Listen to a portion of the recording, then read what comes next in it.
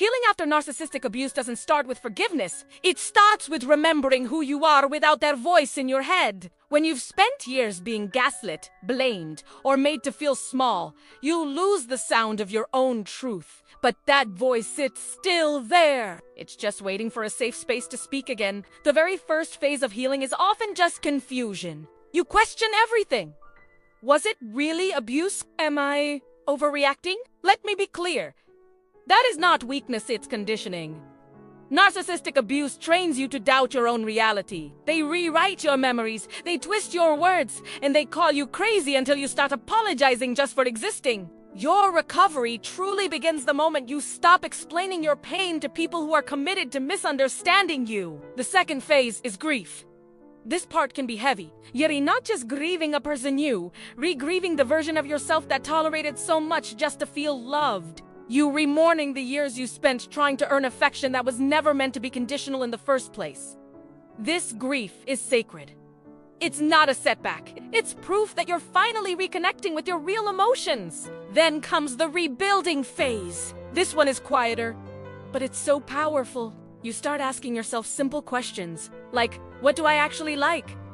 What do I believe? Who am I when I'm not in survival mode? Every single answer you rediscover is a piece of your identity coming home. ULL start to realize that healing isn't about becoming who you were before. Then it is about building someone stronger, wiser, and completely free. There's also the stage of anger. For a long time, you probably suppressed it because anger was forbidden in that relationship. But healthy anger isn't the same as Hedit's clarity. It's the part of you that finally says, that wasn't love.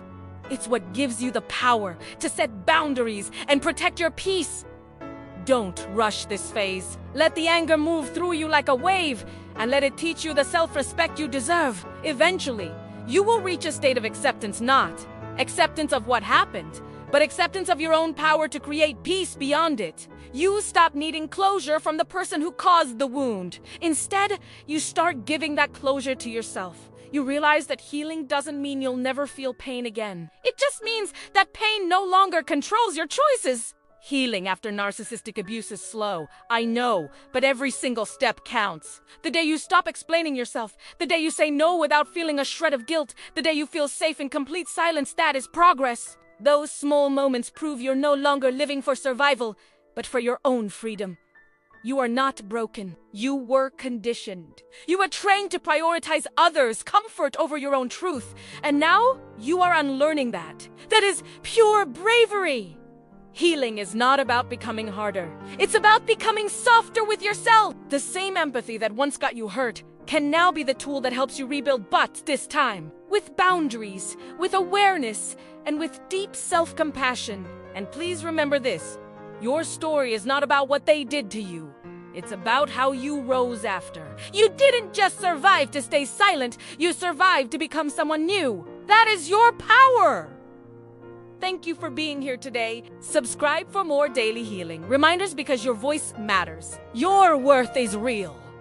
And your peace is yours to protect.